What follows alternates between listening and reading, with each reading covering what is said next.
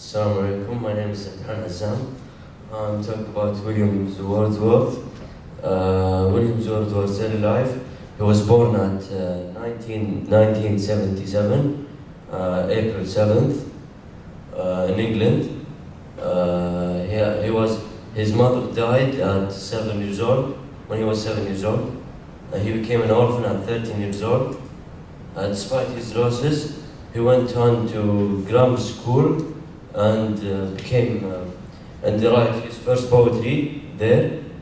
Afterwards, he went on to Cambridge University and did well there, and he managed to graduate at 1791. Talking about his young poet is Ghaffar Khatib.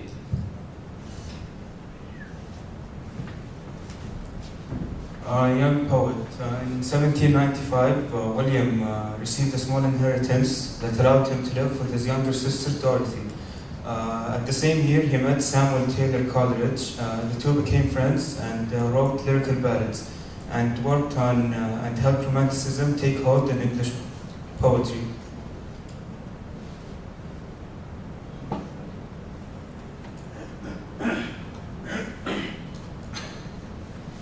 In 1802, a temporary lull in fighting between France and England meant that William was able to see Valen and their daughter Caroline. When he returned back to England, he met Mary Hutchinson and gave birth to the first of 5 children in 1803. Evolving poetry and philosophy. As he grew older, William began to reject radicalism. In 1813, he was named as distributor of stamps and moved his family to a new home at Lake District. Though Wordsworth continued to produce poetry, including moving work that mourned the deaths of 2 of his children, he had reached zenith of creativity from 1798 to 1808. It was this early work that cemented his reputation as an acclaimed literary figure. In 1843, Wordsworth was England's poet laureate, a position he held for the rest of his life. He died at the age of 80 on April 23, 1850, at his hometown, Bridal Mountain, Westmoreland, England. Honors and awards. William received 2 honorary degrees, one from Durham University and one from Oxford University, and England's poet laureate.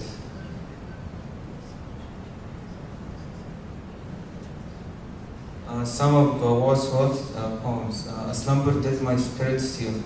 A slumber did my spirit seal. I had no human fears. She seemed a thing that could not feel the touch of earthly years. No motion has she now, no force. She neither hears nor sees. Rolled drowned in earth's diurnal course, with rocks and stones and trees. Now to summarize the poem consists of 2 stanzas, each of 4 lines. The first is built upon an even, sporadic movement, in which figurative language conveys the nebulous image of a girl. The second stanza maintains the quiet, even tone of the first. It serves to undermine the formless sense of the eternal by revealing that Lucy has, by the time of composition, died. The narrator's response to her death lacks bitterness and emptiness, and instead takes consolation from the fact that she is now beyond this trials.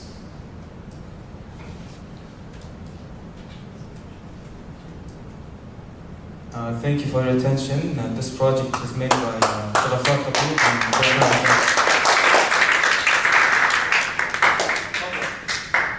Step down, please.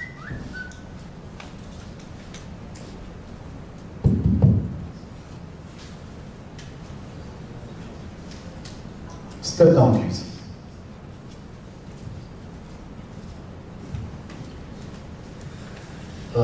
First of all, congratulations.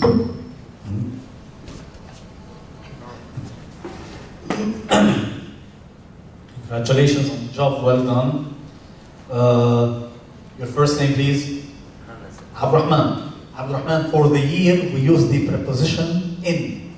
Okay, I was born in 1958, not at 1958. So take that please into consideration. Okay? Abdul Ghaffar, we're not wearing hats, Mr. Nemi and myself. We raise our imaginary hats for you. Okay? You were great, but here, exactly.